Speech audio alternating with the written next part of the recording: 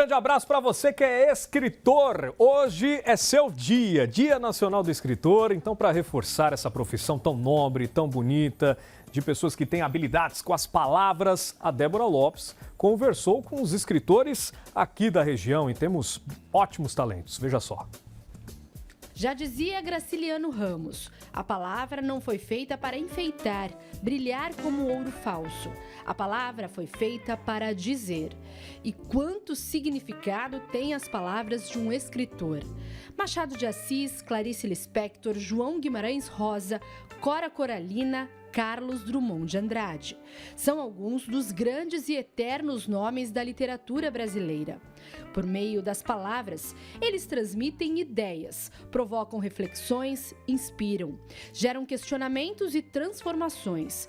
O escritor mostra o caminho do conhecimento e pode influenciar os rumos de um país. Mas hoje, o grande desafio de quem nasceu com o dom de escrever é se fazer visto e ouvido no meio de uma avalanche de telas viciantes, carregadas de conteúdos imediatistas e muitas vezes vazios. A vocação para escrever e para criar é uma coisa que nasce com a gente, né? Acho que nasce com todos nós, mas a capacidade de criar histórias ou prestar atenção nas histórias que os outros contam, memorizá-las, saber da importância delas. Leonardo de Moraes é escritor e das mais diferentes formas. A força das palavras sempre esteve presente na vida dele desde a infância. Uma das coisas que mais me estimulou era ouvir histórias da minha avó, histórias dos meus tios, histórias sobre eles contavam sobre os meus bisavós, histórias sobre a imigração em São Paulo. Então, a história real, a história das pessoas misturada sempre com essa capacidade de fabular, né? Uma coisa que acho que toda criança tem e eu apresentei desde muito cedo muito interesse pela história dos outros. Paulistano e há 7 anos vivendo em Santos, o professor de Direitos Humanos, tabelião e ainda roteirista de filmes e novelas, lançou seu primeiro livro, de contos, em 2005. Esse primeiro livro de contos ele foi uma somatória desses textos que foram reunidos, acabaram sendo apresentados para uma editora e a editora se apaixonou e nós conseguimos uma publicação. Publicação pequena, mas já foi o início, foi uma carta de apresentação tanto para o mercado literário quanto para o mercado audiovisual. Eu acabei sendo chamado para desenvolver roteiros para televisão, para série de televisão. Tia Beth é a obra mais recente de Léo. Foi premiada pela União Brasileira dos Escritores e concorre ainda em outra premiação. O romance é sobre uma mulher que se mantém de pé em meio às perdas amorosas, num período conturbado da história mundial e também do Brasil. A inspiração veio da própria família de Léo. Tia Beth, ela é quase um arquétipo, digamos assim, né? Ela é uma tia avó. Uma tia-avó que não se vê politicamente engajada, uma mulher que durante a década de 60 e 70 teve um certo brilho na vida como socialite, como se fosse uma pessoa de classe alta, mas é uma mulher com história e um grande tabu que foi o desaparecimento do filho dela durante o período da ditadura militar. Então, através dessa personagem, uma personagem até meio elitizada, sarcástica, irônica, a gente acaba adentrando nos mistérios dessa família para tentar descobrir o que de fato aconteceu. Da ficção para a realidade. Assim como a Tia Beth, ser escritor nos dias de hoje é um ato de resistência.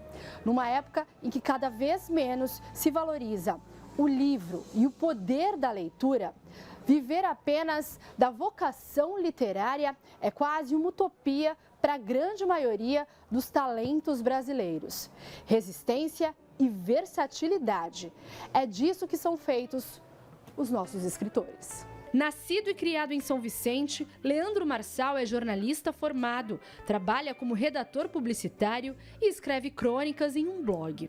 Não faz muito tempo que decidiu se aventurar também no universo ilimitado da criação literária. Já são 4 livros publicados em pouco mais de 5 anos. Eu sempre escrevi muito sobre futebol, sempre tive um trabalho relacionado ao futebol e eu enxergava o futebol como uma maneira de ter meio que uma metáfora da sociedade do lado de fora dos campos. Então, eu publiquei o primeiro, que é uma antologia de crônicas, que eu uso o futebol para falar de cotidiano, de sociedade. Foi publicado pela editora Multifoco.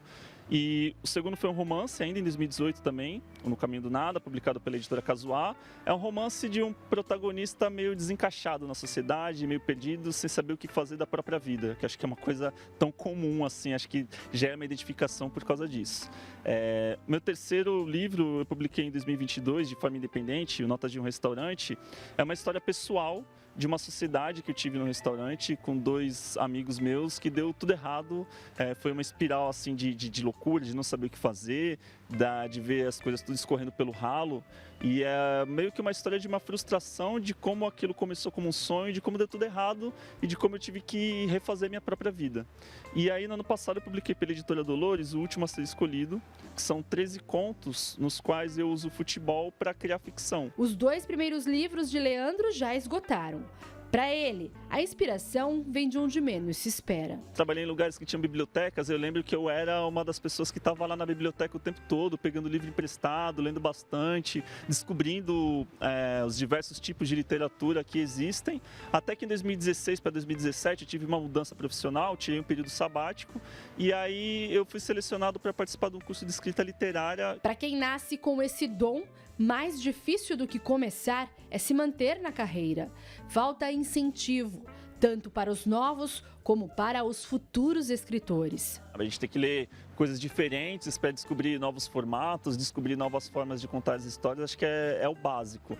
E está acompanhando o que está acontecendo hoje também, está acompanhando as discussões, o que está sendo falado, o que está sendo lançado. Acho que não se apegar apenas ao que é clássico, porque a gente tem muita gente boa hoje, que está publicando coisas assim maravilhosas, excelentes mesmo, e persistir. E se todo escritor é, antes de tudo, um bom leitor, a melhor forma de valorização é fazer com que o livro volte a ocupar o lugar de onde nunca deveria ter saído. Se a gente não lembrar que a base da própria construção da sociedade é a palavra, a compreensão de texto, nós estamos caminhando para um país com problemas sérios, né? Esse é o caminho. Leitura nunca é demais. Parabéns a todos os escritores que também nos dão muito orgulho, né?